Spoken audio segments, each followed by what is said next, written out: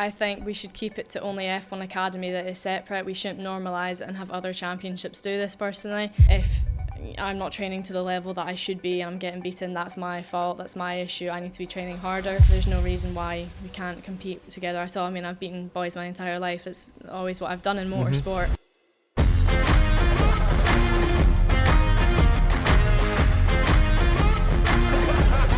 Welcome to the Pitstop Podcast.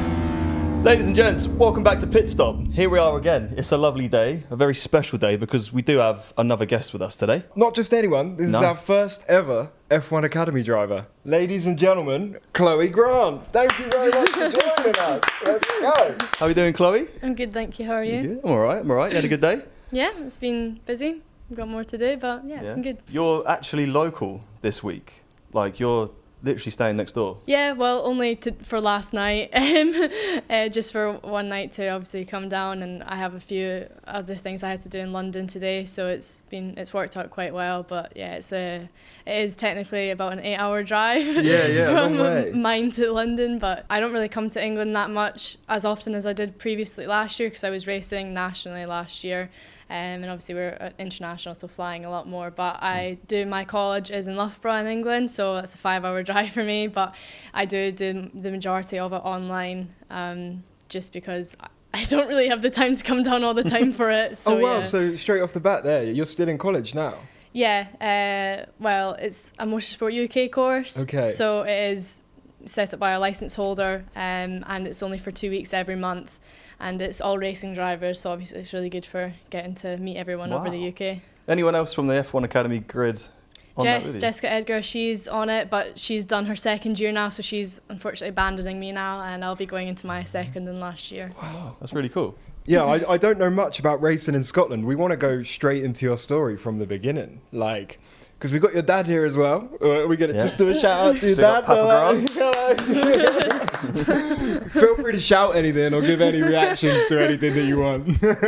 But no, yeah, how did all of this start for you? I'm guessing in a kart, ages ago. Yeah, so 10 years ago now, when I was 7 years old, I began because my older sister Lucy, she started prior to me beginning, and she only started because she did a school trip and they did it under karting, and then another time she went to the cinemas and saw the Ayrton Senna movie, who's our biggest inspiration. And just because of that, she obviously told Dad, I'd really like to get into motorsport. And Dad never really raced seriously, he enjoys his bikes, he loves racing, loves Formula 1, but he knew some people that were involved in the karting industry, so he got in touch and they helped Lucy begin, and I just kind of toddled about watching her for a year or two, and then I asked if I could start, and 10 years later we're still here. Do you remember that first time getting in a car? No, honestly I don't remember it. I remember the first time I got in my Mini Max, so I moved up to a bigger class, faster car from Honda Cadets. I remember that because that's more when I fell in love with the sport, because I was going even faster. So I remember that, but I don't remember the first ever time.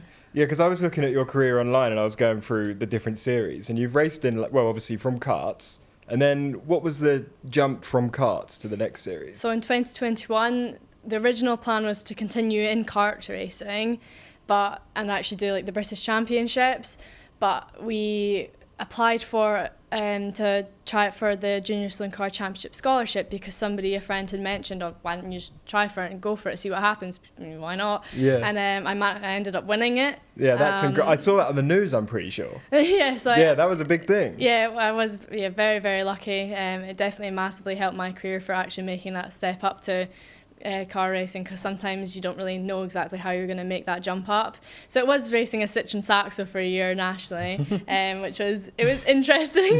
I mean, your hands are completely trying to turn it, but it was good fun. And then I was extremely lucky last year getting to do my first year in single seaters in the GB4 Championship, just because 2 sponsors had came on board. I found one, and then the other one found me, and it worked out really well, and ended up doing my first year in single seaters, and now progressing with those sponsors and more now into F1 Academy. What's it like in Scotland being a girl and karting when you're younger? Is there loads of girls that do it in Scotland? No, there's not loads, but I mean, I think it's a different kind of, for me when I was younger, I think it was a lot easier compared to the girls that are coming into it now personally. I think, yeah, I didn't have any issue with that. I was just a driver. I mean, it was just, why was it easier back then? I think it was easier back then because like the younger generation, you know, didn't have social media. They weren't like how they are now. So I just had it, I think I just kind of dawdled about, you know, I hung out with all the boys, and I still, well, not still do because I'm in the girls' championship, but like last year and all the previous years, I've always been in big friendship groups with a bunch of guys. It's just what I'm used to, and never had anything really bad. If you do, it's something occasional. It's usually people outside of the sports. You just got to shrug it off. But I think the younger generation now, like the girls coming into the sport, I'd still say definitely still obviously come into it because it's great, and there's a lot of good guys and friends you can have. But I do think there's a lot more of the younger generation that have social media at younger ages now, and they see things like stuff like Andrew Tate, and then it leads them to react a bit badly to seeing a girl beat them, but it's just because they're getting beaten. So jealous. Yeah. What was it like stepping from karts into cars? Very strange. I mean, especially because I had a whole year of learning saloons, and then I had to relearn absolutely everything I did for single seaters. So I think it was a bit messy, kind of almost, because I was jumping about. But from karting to saloon, I think it was just, obviously it's significantly faster. So that was just like, whoa. But then, do you feel safer having like everything around you, or did you not even think about that as well? Being in a saloon, I think now, honestly, no difference really personally. Especially now that I have a halo this year, but I didn't have a halo last year, so I didn't quite like that, because I got driven over at Silverstone actually, and if you watch the footage, it's really close. So no way. Yeah.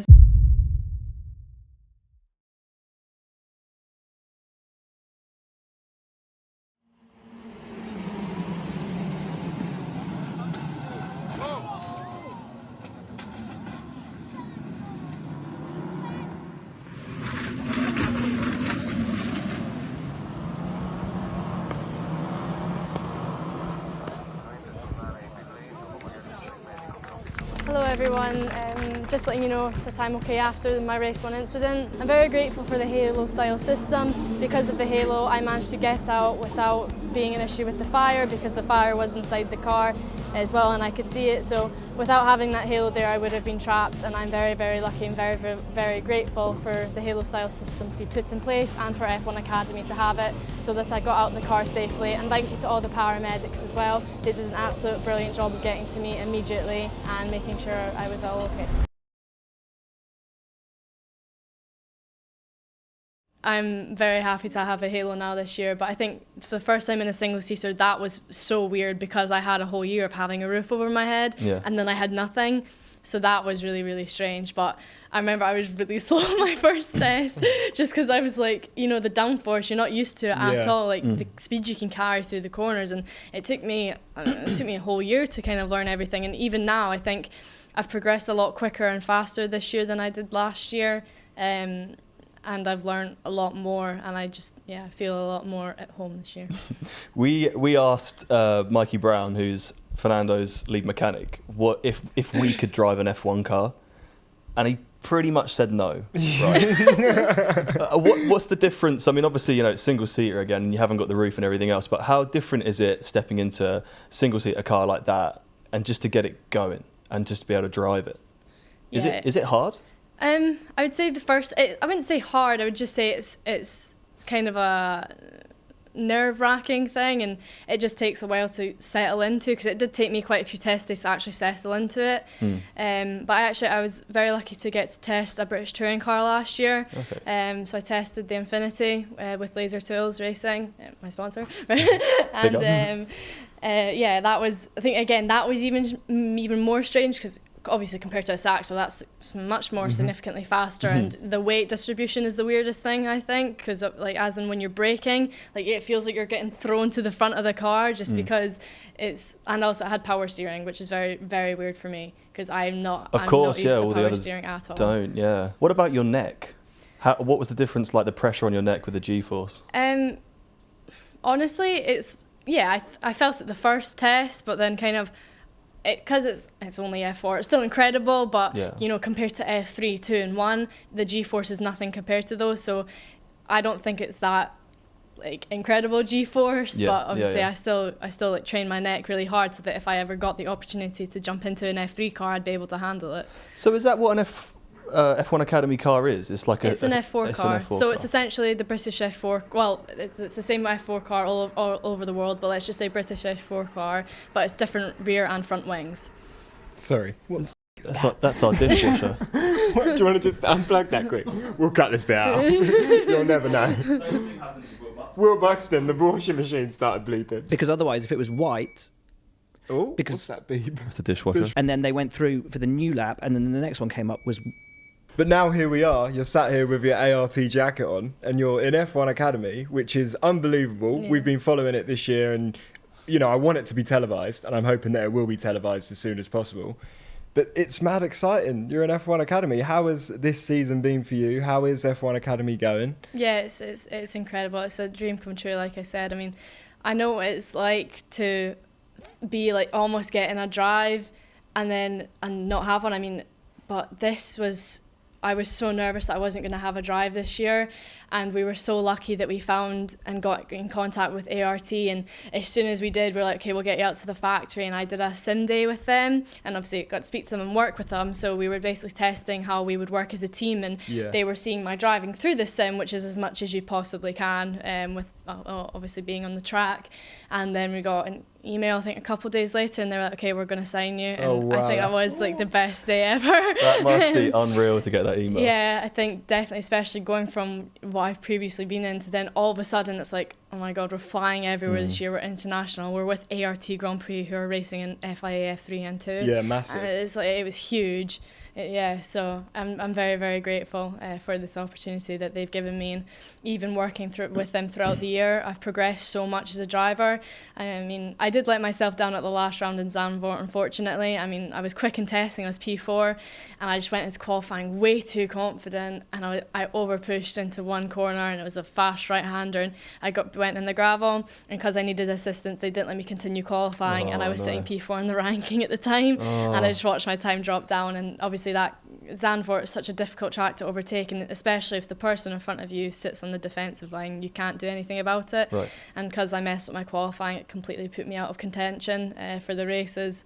But it's a lesson to learn again, learning year. When you've So, been racing yeah. before F1 Academy, had you been out of the, out of the UK much racing? No, never. So this is your first time going around the world. Yeah, the only time I've been out of the UK was, last year I competed in Girls on Track. So we went to Paul Ricard in Maranello, which is Ferrari's test track. Yeah. So obviously we're never going to ever race Maranello, but it was unbelievable to actually be able to drive a track that Ferrari gets test at. And it wasn't the full circuit of Paul Ricard, it was just like the 3.5, so instead of going left as the first corner, you just went right.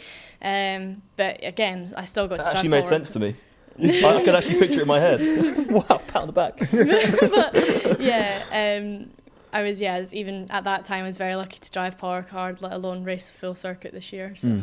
So not only it's your first year in F1 Academy, well, it's the first year of F1 Academy, but you must be learning these tracks like as you go. I mean, you can do sim work, I guess, but going to these tracks for the first time, that's a completely new experience, like every race, I guess. Yeah, exactly. But I think that's why Zandvoort, I was kind of on it immediately, and did so well in the practice because I've done so much sim time around Zandvoort, even before I knew I was doing F1 Academy, just because it was a fun track to drive on my simulator. Yeah. So I think that really, really benefited. So obviously I've done a lot of time around the sim on Monza now. Did you know many of the F1 Academy drivers on the grid before getting in? All the British drivers, so Jess, other Chloe, and Yeah, Abby, we all knew each other, but apart from that, no. But now it's very different, and we're all actually surprisingly close. Yeah, so it's Yeah, that was my question. Kind of how competitive is your paddock? Like outside of racing as well, are you all friends? Yeah, we're all friends. We're all quite close. I think especially all the 3 ART drivers and the MP drivers, we all have lunch together, and then we have a routine, and we all go back to the ART truck and we get coffee. So that's our lunch routine. So yeah, it's quite good, and you can have a good laugh and still be competitive against each other. Any arguments off grid? Any No, not yet. No fights. Not yet. That's good. That's good to know. Do you know much about when it might be televised? We just don't know. Like, we've looked online and we've tried to figure it out, but we wanted to speak to an actual driver and ask. No, so currently F1 Academy are just focusing on the driver development of the Okay. championship. So it's just, kind of takes that pressure off at the minute. And it's the first year. It's Yeah. just a year to let us all kind of settle in and, like I said, driver development, learn lots. And then I think obviously next year they mentioned that we'll be alongside all the F1, all the races we have will be alongside F1. So hopefully it will be Sky Sports, I'm hoping, Yeah, if that'd we're alongside them. So we'll see. Where do you want to race? Is there a track you want to race at that isn't on your calendar? Well, Zandvoort was the one I was looking forward to the most on my calendar. And Austin, of course, because that's a huge track. Yeah. So it'll be interesting in an F4 car compared to F1. I watched Max Verstappen's on board, and I did it on the sim, and I was like, okay. It's just crazy. You forget how quick F1 cars are. But not on our calendar.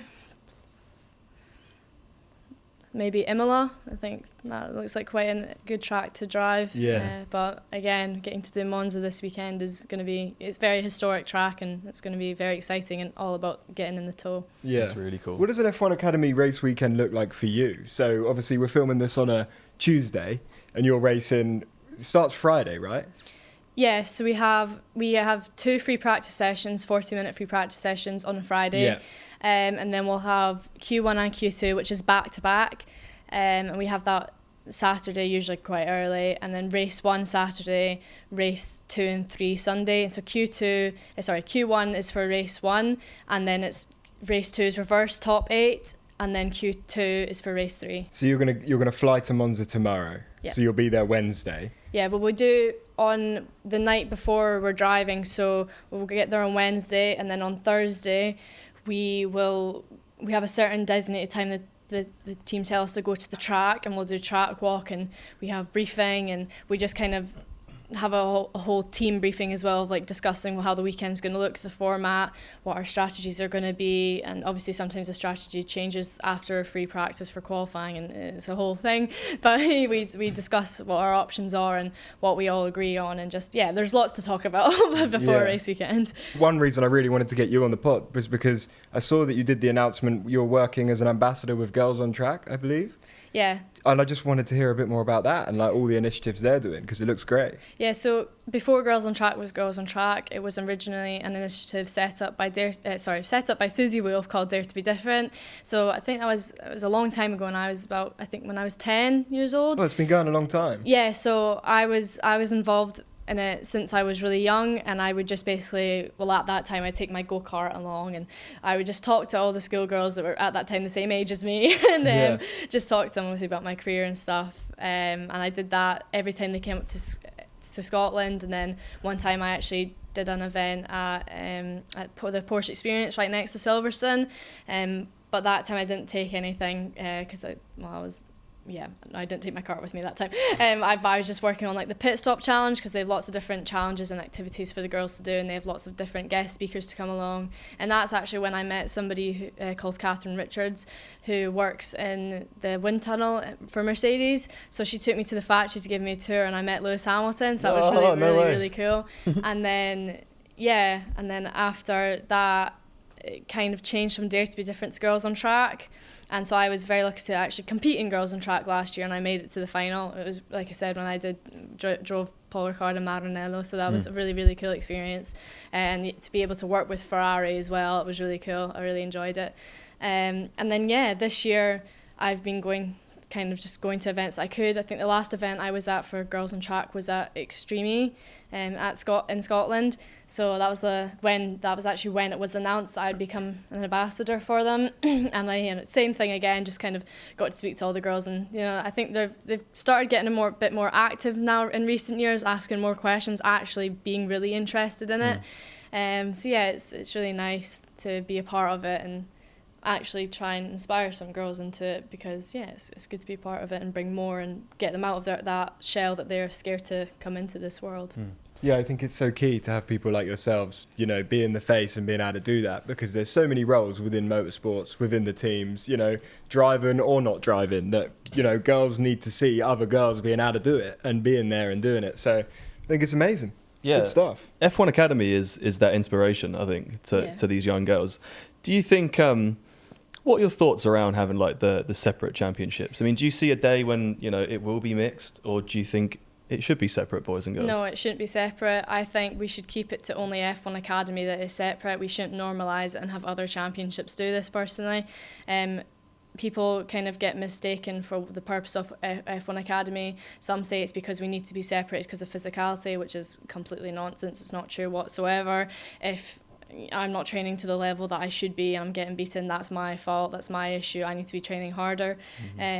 But there's no reason why we can't compete together. I mean, I've beaten boys my entire life. It's always what I've done in motorsport.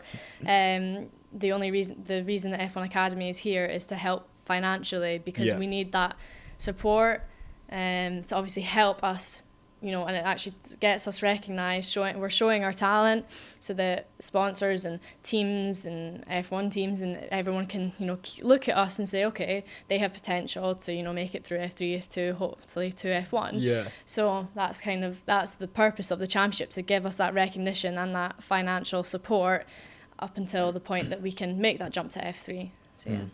It's been such a shame that this hasn't been available before. You know, I think you go, like, I won't even say you're lucky, because it's not as if you're lucky, but, you know, it's amazing that you have this platform to then move on to other divisions.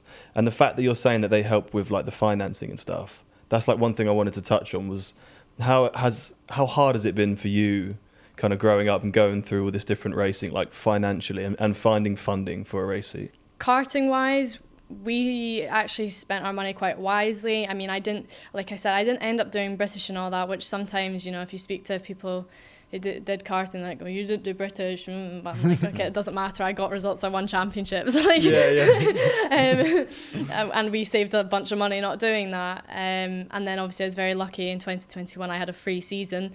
And then last year I didn't have a fully funded season, but I had a lot of support from my sponsors, John Clark and Laser Tools. So again, very lucky, and it's the same with this year, but with Specsavers on board now. But it still doesn't cover the full budget. I mean, you were always still looking for more help from other people, because you always need it. Because even though F1 Academy helps us financially, and in racing terms it's technically a cheap championship, in real life it's really not cheap still. So that's why we're always obviously looking for that help to try obviously keep us going. And because it's a tough world, and I think that's the toughest part of the sport, is that it's a money sport and it has gotten more expensive over the years. That's definitely something that surprised us from like all the guests we've had on, like people from F2 and knowing people in F3, and that you learn how big the jumps are. If you want to go up, like it's suddenly like out of nowhere, another 500 grand. The thing is, it's still not talked about enough, though. No, like the actual struggle of that, like, you know, I think because a lot of people assume that like whoever is an F1 driver is like wedged up, and by the time they get to F1, they probably are, but not everyone has had that money behind them for their whole journey. Well, I didn't actually realise how much it was to do F3 and F2 until I think like last year. I know someone on the F3 grid, and they told me, and I was like, yeah, it's crazy. No. It's ridiculous. It's crazy. Like money. you say, a lot of people definitely don't realise from a viewer's point of view. Like, unless you knew people or spoke to people in the sport, you probably would have no idea. Like a lot of the best drivers will probably never get that chance because they won't have the financial backing. Yeah, and that's just what we have to deal with. But it's sad. Like, and the other area where it's different to other sport is like, if you want to become a pro footballer, you know, you can go kick a ball outside whenever you want. You can't just step in a single-seater racing car whenever you want. No, you can't, unfortunately. When do you get the chance? So we're not allowed to test the cars. It's not, the regulations say no, that's a no.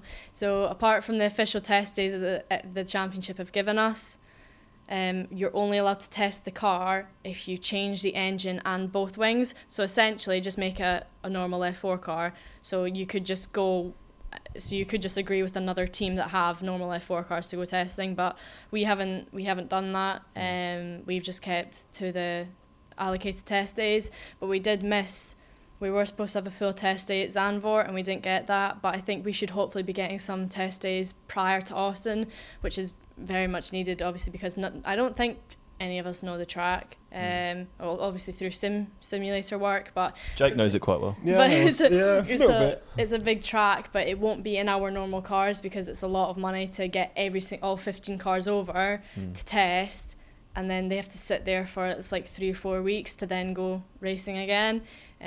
So I think it will be in like kind of, I don't know if you've heard of Winfield. It's a French like racing school, and so they have like Miguel's and F4 cars and other cars that you can just go and test kind of. So it won't be them, but it will be like an American version that will supply the cars for all 15 girls apparently. Wow. So yeah, it'll be good to, even though it's not the same car, it'll be good to actually drive the track and get more of a feeling of what it's actually like to, you know, drive in America. I to be fair, I quite like the look of the F4 cars. I wonder what they're like when you do the sim work and then you go and get in the car on race weekend, like Monza this weekend. How different is it, like, really, compared to the sim to getting in the car? My sim locks up very easily, so it's a bit difficult at times. The pedals are loose, they're wobbly. Yeah, it's not good. It's a great sim, we just haven't set it up properly.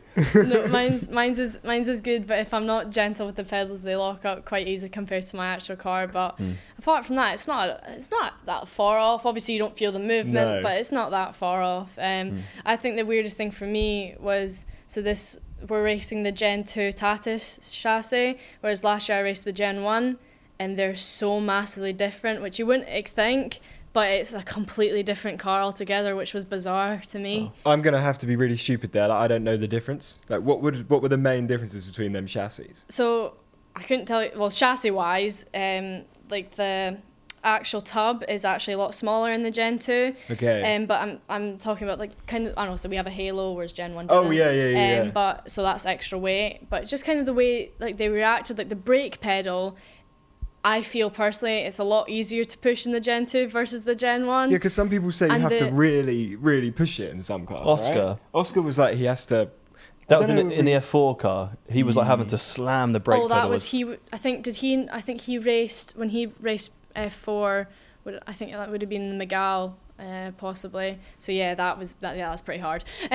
But even like the steering, like in the Gen 2 compared to the Gen 1 Tatis, the steering's a lot higher up.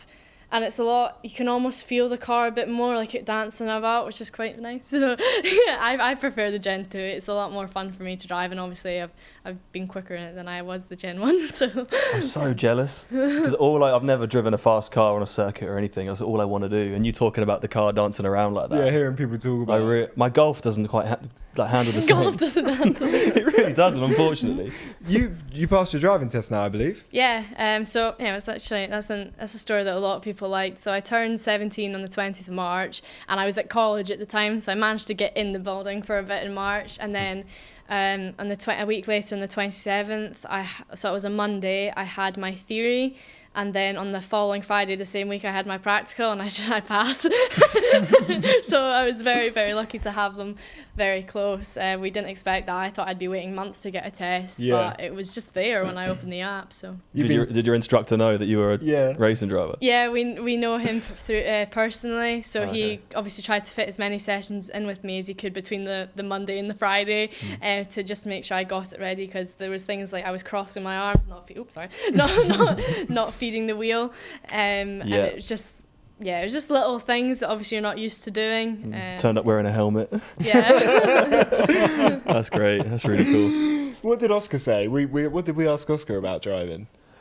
Well, one thing I did want to ask about your car was, so it's an F4 car, but the rear wing looks like an F1 rear wing. Yeah, so that's what F1 Academy have done. So it's the rear and the front wing. They've designed it to look like a mini F1 car, essentially. Oh. Yeah. That makes sense. With DRS as well?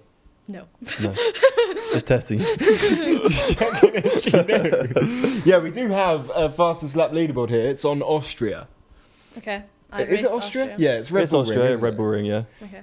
And we would love to get you to set a time on it. Yeah. Would you be up for that? I would be. Let's grab a lap. Should be pretty quick then. Let's do it. No This pressure. is one of my favourite parts of the podcast. Let's get the lap. Here we have it. F1 Academy sensation Chloe Grant setting her lap on the Pitstop fastest lap. Let's go on the lovely dodgy pedals. That's beautiful. That's absolutely beautiful. It's one lap in the bag. got no idea where we could end up here. You know, the list is getting so long now. There's so many people. Yeah, that was nice. That was lovely. Stunning driving. Very Nico Rosberg-esque. Yeah. I like it. I find it so hard on that corner. It's like the hardest corner, even for a pro driver like me. Last one, make it count. And there we have it, Chloe Grant round the final turn of the pit stop fastest lap. Round of applause. Yes, let's go. Woo! Right, Chloe, I have your pit stop fastest lap time here. How do you think you did? I don't know, it wasn't bad.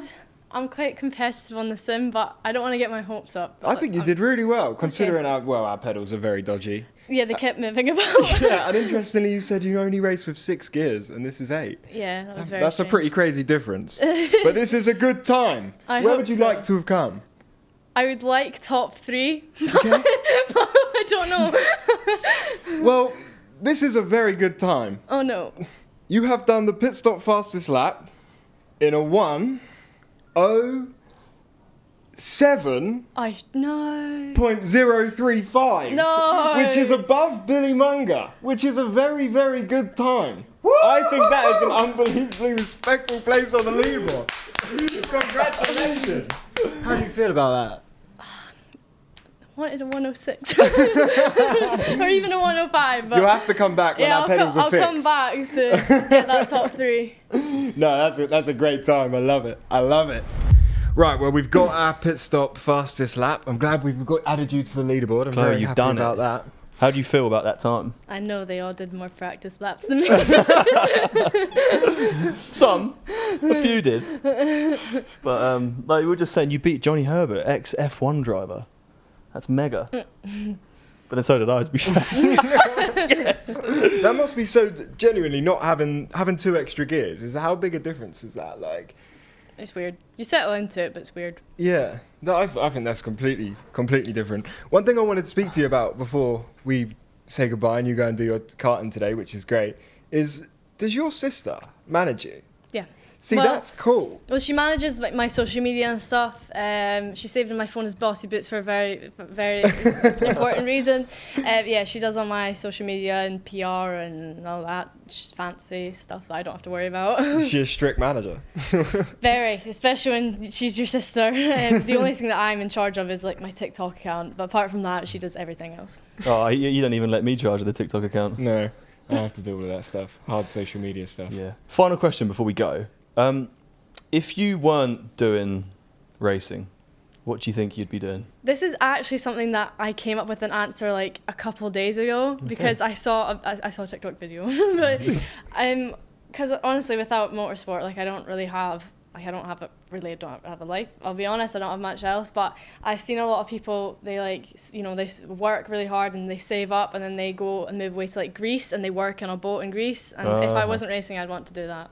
What a Okay. great answer. You actually have something. If someone asked me that, I'd have no idea. Not Yeah. that I'm a driver. Party boat? Yeah, last week I didn't have an idea, but then I saw a video and I was like, that'd be really cool. Nice. Well, when you finish the driving, there's no age on that. You can do that whenever you want.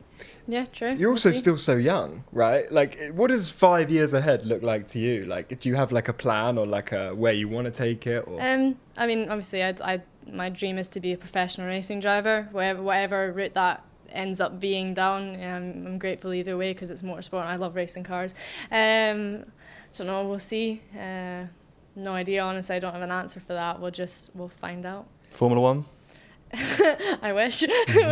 All kind of depends on the backing and support that I get. Yeah. But well, yeah, and I think you're in an progress I make. amazing place with ART and F1 Academy, and Definitely. wishing you the best of luck for the rest of the season. Let's Yep. please keep in touch. We'd love to have you back on at some point and hear all about this year, how it's gone. Yep. Dad, thank you very much Thank for you coming for with it joining today. We really appreciate both of you being here. Thank you. And yeah, safe travels to Monza. Have a great race weekend. Yeah. And, And I think the camera's I just think died. the camera just died, so it's So, probably a perfect time I'll to end the spin that one podcast. around and you can wave goodbye to it. Bye. Bye.